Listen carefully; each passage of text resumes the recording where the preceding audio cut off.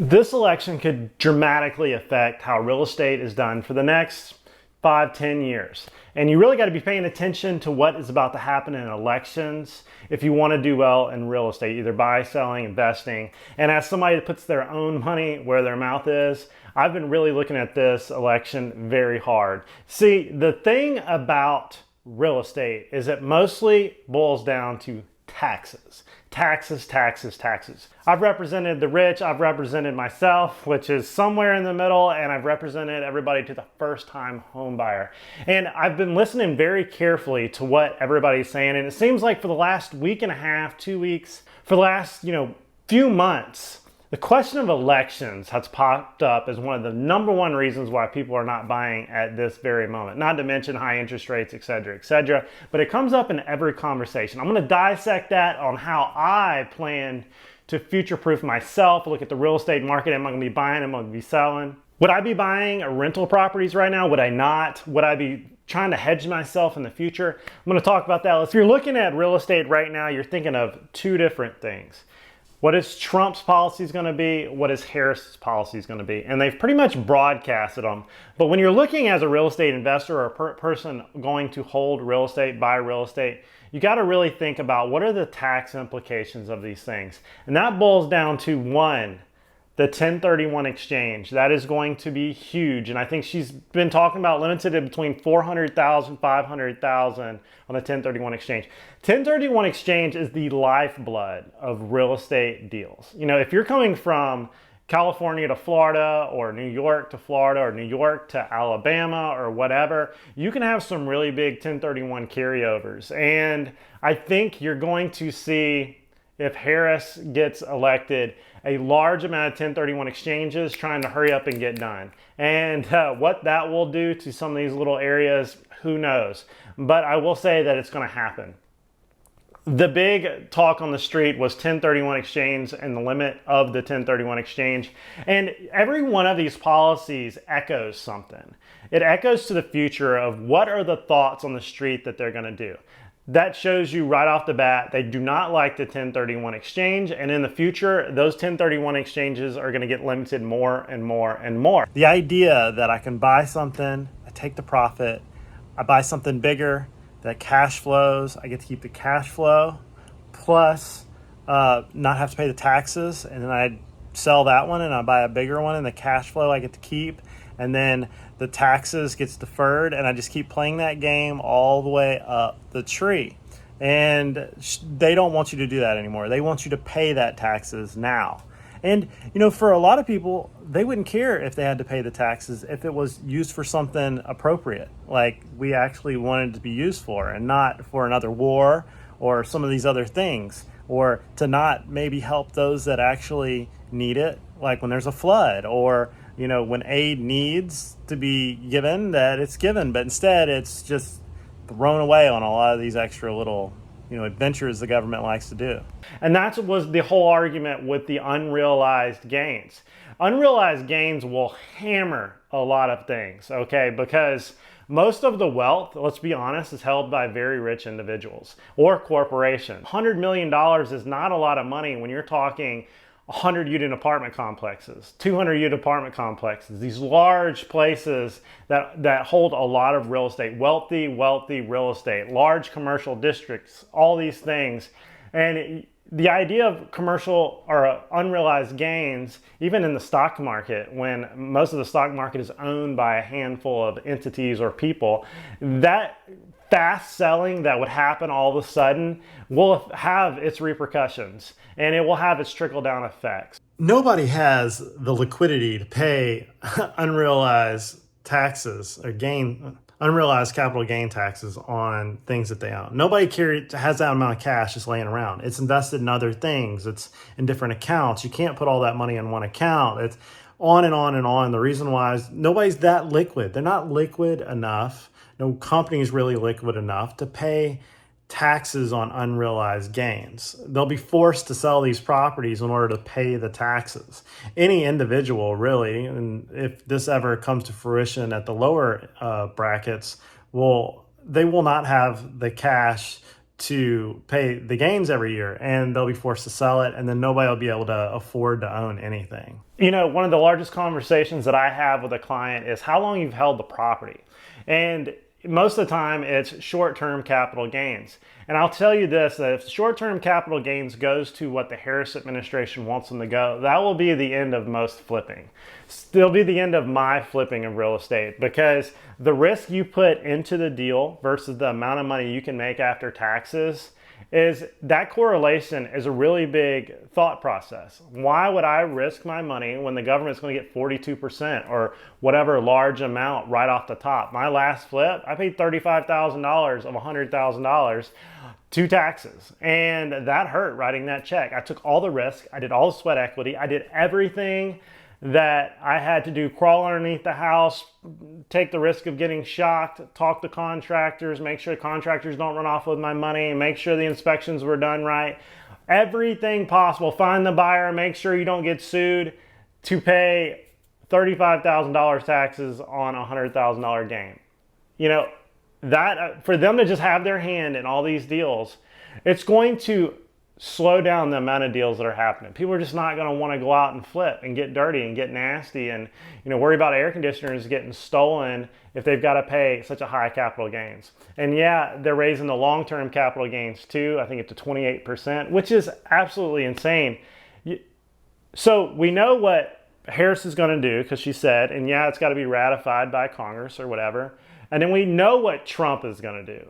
I flipped houses during the Trump administration. we pretty much can tell what the Trump policies are going to be for taxes, because he's already been president, and we kind of know what is going to happen. I also think if you're a real estate agent, the Department of Justice is a really big conversation.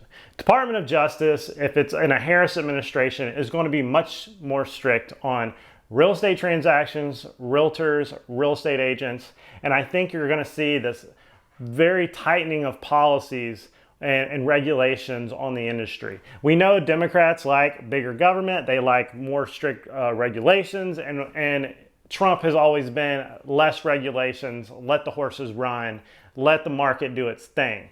I think that being said, we'll see lower interest rates from both of them, and that is a good and a bad thing.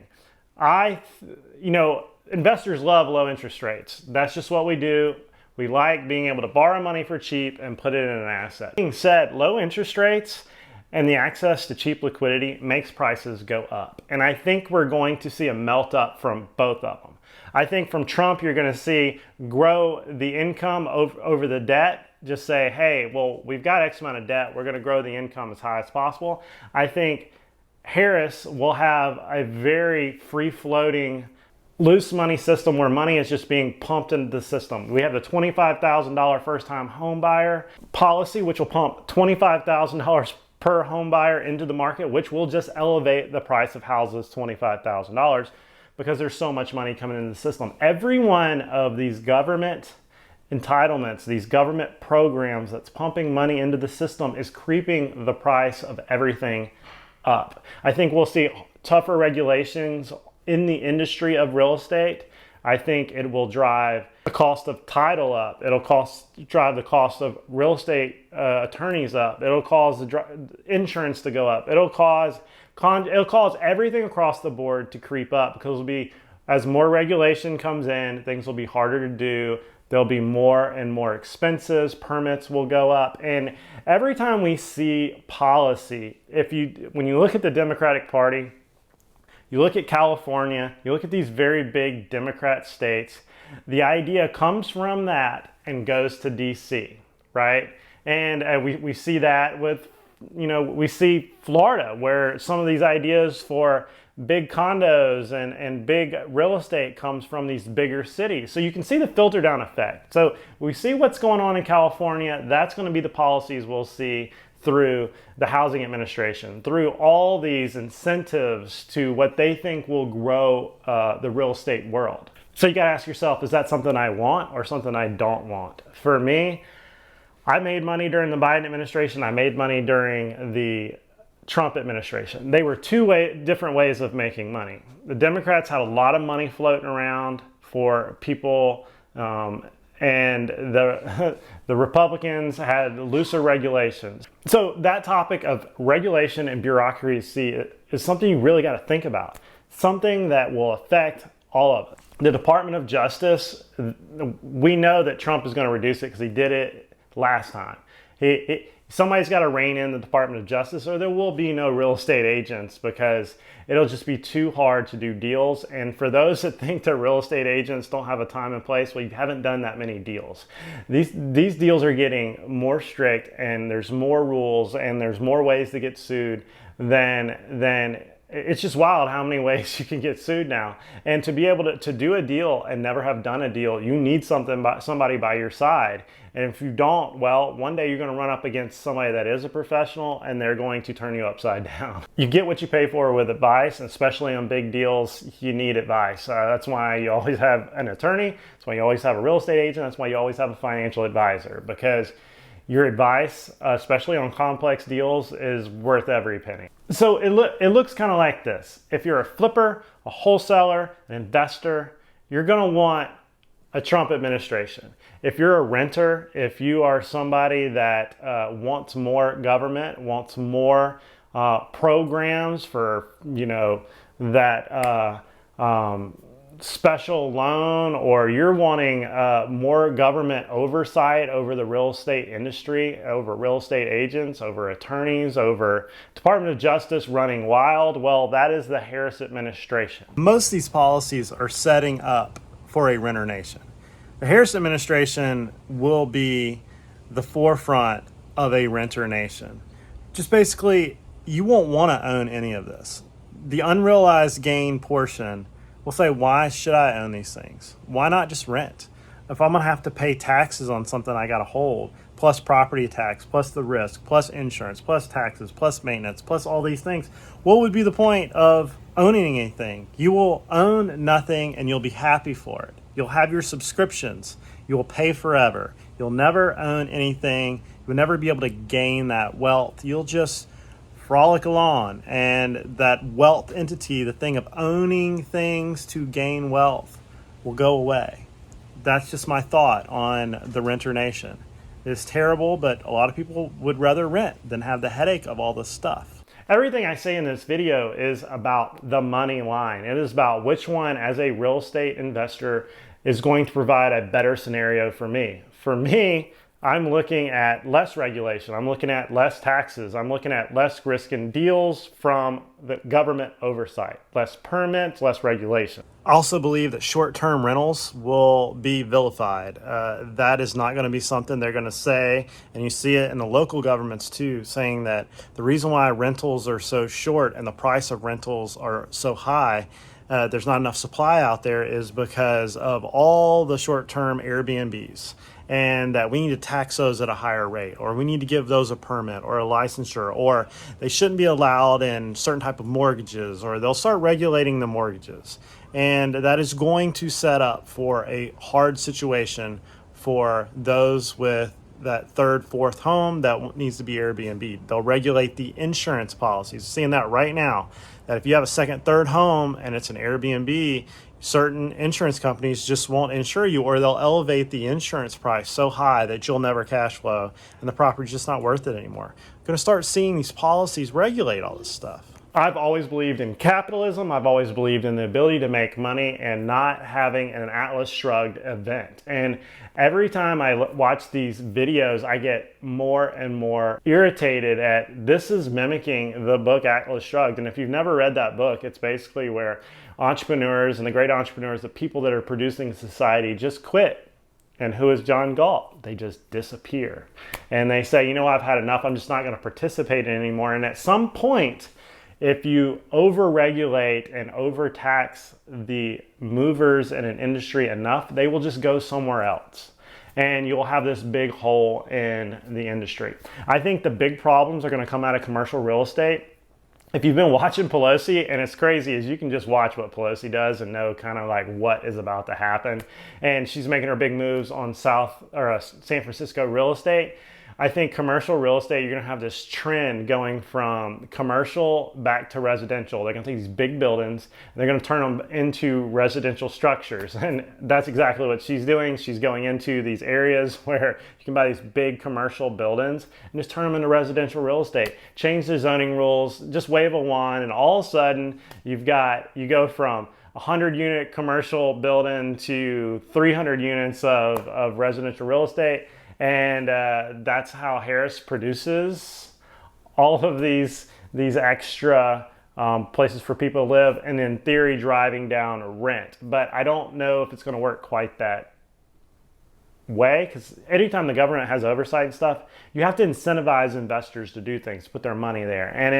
And if the ability to make the money is not there, they're not going to do it. If the risk is there, they're not going to do it. If the insurance is too high, the taxes are too bad, or the landlord tenant laws are so bad like they are in most of these big Democratic areas, nobody's going to want to do it. And that's why I got out of rental property, is the tenant laws got so bad that you were worried about getting sued at every minute, and the risk to return just wasn't there. Go do something else, start another type of business, moving into a different industry. And that's what you're going to wind up seeing. The idea for her to say that you're going to have all of a sudden 3 million more houses, well, you have to incentivize builders to build more houses. And when you have more red tape, more bureaucracy, it allows for your return to be a lot smaller. Look, I talk to a lot of builders, and builders are looking at, when they were looking at high interest rates, and then all of a sudden high permit costs, and then high risk to build, and then a receding market or an unstable real estate market. Like right now, you can't move these houses. Like there's the amount of buyers out there have slowed down exponentially. And until that changes, they're not going to build. You have to incentivize them to build. And when you are saying, go build 3 million houses, well, you got to give them a reason, because building houses is tough. You've got to find the land, you've got to develop the land, you got to do all the permitting, you got to do all the fighting with the locals. Look, especially here in my neighborhood, these people fought the builders tooth and nail, and that drives up the cost of these houses. You've got to build it, you've got to get the supplies. Buying supplies for an entire neighborhood by train and trying to hedge a price, especially during the cough, it was hard. It was very expensive to buy a train load of plywood, sheetrock, PVC pipe, all these things that make a house. And building a neighborhood is complex, and they have to want to do this. And there has to be a return more than 10% to get them to do it. And that's all things to think about. The big reason why they're doing a lot of these taxes, getting rid of the 1031 exchange, etc., is they want investors to stay still. They don't want them to move in the market, and they want them to stay in one spot. And I get what they're doing, but what it does is, if there's a way to escape, they'll escape before, or they'll hold them forever. BlackRock, Vanguard, all these big investors will just hold these properties forever. Like, you know what? I'm never going to sell it, so who cares? So you don't get this changeover. So you get one extreme or the other anytime you do these quick jerk things in real estate. Look, real estate doesn't move very fast. It's a very slow entity. And it's methodically in and out. And anytime you play with the tax code, real estate guys get very, very nervous, and they start doing some crazy things. And then every time you see the idea of pointing the finger at the rich and say, oh, well, it won't affect you, we're just gonna tax the rich. It does affect you in many different ways, because it trickles down. And those are the people putting their money out there at risk. Those are the people out there employing everybody in these giant corporations to go build these things. These people, the construction workers, the subcontractors, the air conditioning guy, the roofers, all the people that work in construction are moved by these guys out there putting their money in these situations to do these things. And that's the American dream, is to hope to one day be a 100 millionaire. But it's the idea that one day it'll be somebody that's worth 50 million. And then 10 years from now, it's a guy that's worth 10 million, which is getting into the normal person that by the time you retire, people have between $3 and $10 million. Well, that's a real question. Are they going to tax me now? Are they going to tax my 401k I worked all these years for to put up? You pay taxes on paying taxes on paying taxes on the things you paid taxes on. And at some point, are you going to keep doing that? Is that American? And they just like, oh, well, that's just for the rich. Well, one day it may not be. That's the theory you really got to be thinking about. Lastly, a lot of this is going to drive a lot of this money to go private. It's going to drive it out of the public domain. And when you start, doing these, we're going to do these unrealized taxes on the rich, they're just going to go private. And the normal person, like the amount of companies trading on the S&P 500 could be cut in half, and they'll just go private. And the ability for the small average person with a less than $1 million net worth, being able to be a preferred investor to invest in some of these businesses, deals, real estate deals, well, you're just going to be out of luck. And I don't think people understand that when you say you're going to tax the rich, there is somewhere in that tax code that there is a loophole for the rich to figure out a way around these taxes. And they have an army full of advisors, and they will find a way around, and they will not pay the taxes, or they'll just never move the money. And if you say, well, I'm going to tax them with unrealized gains, the big argument is, oh, well, they will just take loans out against the money, and that's how they escape taxes. It's how they do it now, so we're going to keep them from doing that by making them pay taxes. Well, they took the risks to build those companies, to build that equity. And it's basically like the country saying, well, we've inflated everything so much, that prices went up so much, that we now want some of those taxes off those things we inflated. And not only did you pay the inflation tax, now you're going to pay real tax on the risk that you put out there to actually make the money. And that is about as un-American as it can possibly be. And it's sad that it could be that way. But that's really all I got, man. I just prefer less taxes, less bureaucracy, less red tape. And as a real estate investor, and this has nothing to do with either candidate, this is just saying the tax policies. One policy versus the other. And if you're a renter, you might want the Harris idea of policy, of protecting the renter. Whereas me, I want to be a landlord. I want to be a property owner. I want to own real estate. And those policies from the Trump campaign are something more that I would be in line with. And that's just is what it is. That is the money line. That is the thought of real estate.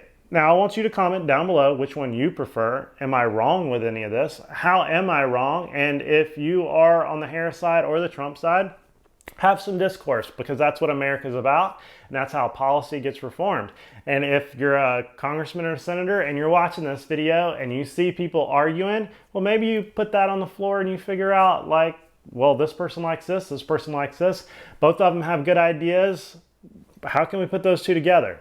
And that's how America is supposed to work. Go argue with each other. See you guys in the next video.